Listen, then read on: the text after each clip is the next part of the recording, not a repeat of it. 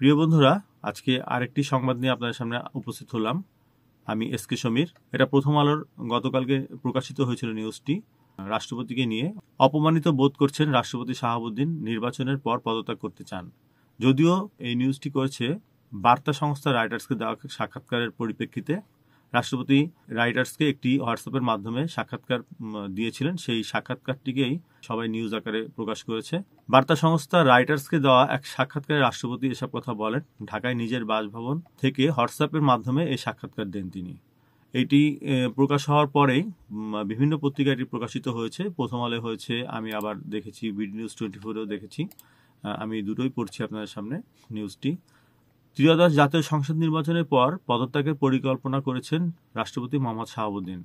তিনি বলছেন, অধ্যাপক মোহাম্মদ ইউনূসের নেতৃত্বাধীন অন্তর্বর্তী সরকারের দ্বারা তিনি অপমানিত বোধ করেছেন।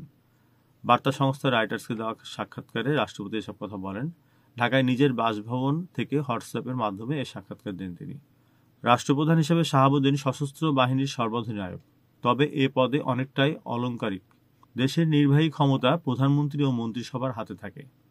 অবশ্য 2024 সালের আগস্টে শিক্ষার্থীদের নেতৃত্বাধীন অভ্যুত্থানের দীর্ঘ সময় প্রধানমন্ত্রীর দায়িত্ব পালন করে আসা শেখ হাসিনা নয়াদিল্লি পালিয়ে যেতে বাধ্য হলে রাষ্ট্রপতির পদের গুরুত্ব বাড়ে। কারণ অভ্যুত্থানের পর সংসদ ভেঙে দেওয়া হলে রাষ্ট্রপতি একমাত্র সংবিধানের কর্তৃপক্ষ হিসেবে বহাল থাকেন।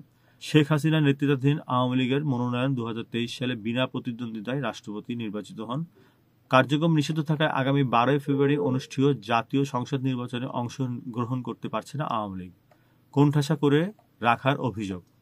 রাইটার্সকে দেওয়া সাক্ষাৎকারে রাষ্ট্রপতি শাহাবুদ্দিন বলেন, আমি সরে যেতে চাই, আমি চলে যেতে আগ্রহী। তিনি বলেন, নির্বাচন না হওয়া পর্যন্ত আমার দায়িত্ব পালন করে যাওয়া উচিত।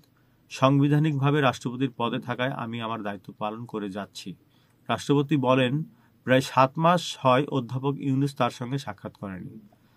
তার জনসংযোগ বিভাগ নিয়ে নেওয়া হয়েছে।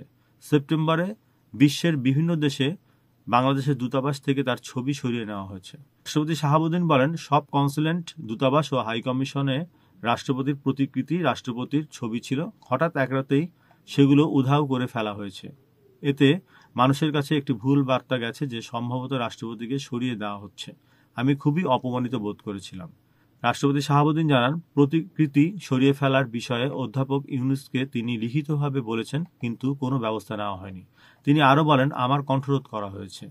এ বিষয়ে বক্তব্যের জন্য যোগাযোগ করা হলে অধ্যাপক ইউনূসের প্রেস সচিবরা তাৎক্ষণিকভাবে সাড়া দেননি।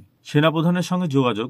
রাষ্ট্রপতি আরেকটি কথা বলেছেন যে সেনাপ্রধানের সঙ্গে যোগাযোগ বিষয়ে রাষ্ট্রপতি শাহাবুদ্দিন বলেন, সেনাপ্রধান জেনারেল ওয়াকারুজ্জামানের সঙ্গে তার নিয়মিত যোগাযোগ হয়। 2024 সালে শেখ হাসিনার বিরুদ্ধে চলা প্রাণঘাতী বিক্ষোভের সময় সেনাবাহিনী নিরপেক্ষ অবস্থান নিলে প্রবীণ এই রাজনীতিকের ভাগ্য নির্ধারণ হয়ে যায়। শাহাবুদ্দিন বলেন, জেনারেল ওয়াকারুজ্জামান স্পষ্ট করেছেন, দেশের ক্ষমতা নেওয়ার কোনো ইচ্ছা তার নাই। বাংলাদেশের সামরিক শাসনের ইতিহাস রয়েছে, তবে জেনারেল ওয়াকারুজ্জামান বলে আসছেন তিনি চান দেশে গণতন্ত্র ফিরে আসুক। রাষ্ট্রপতি শাহাবুদ্দিন বলেন, যদিও কিছু ছাত্র বিক্ষোভকারী শুরুর দিকে তার পদত্যাগের দাবি জানিয়েছিলেন, কিন্তু সাম্প্রতিক মাসগুলোতে কোনো রাজনৈতিক দল তাকে পদত্যাগ করতে বলেনি। জনমত জরিপগুলোতে আভাস পাওয়া যাচ্ছে যে সাবেক প্রধানমন্ত্রী খালেদা জিয়ার নেতৃত্বাধীন বাংলাদেশ জাতীয়তাবাদী দল বিএনপি ও জামাত ইসলামী সরকার গঠনের দৌড়ে এগিয়ে থাকবে। দল দুটি 2001 থেকে 2006 সাল পর্যন্ত ক্ষমতাসীন জোটের অংশ ছিল। 20 বছর দেশ শাসন করা শেখ হাসিনা পালিয়ে যাওয়ার পর যোগাযোগ করার চেষ্টা করেছেন কিনা এমন প্রশ্নের উত্তর দিতে অস্বীকৃতি জানান রাষ্ট্রপতি শাহাবুদ্দিন। তিনি বলেন, রাষ্ট্রপতি হওয়ার পর থেকে তিনি নিরপেক্ষ, কোনো দলের সঙ্গে সম্পৃক্ত নন। যাই হোক দর্শক, রাষ্ট্রপতির এই নিউজটি এখন সবার মুখে মুখে আলোচনা হচ্ছে।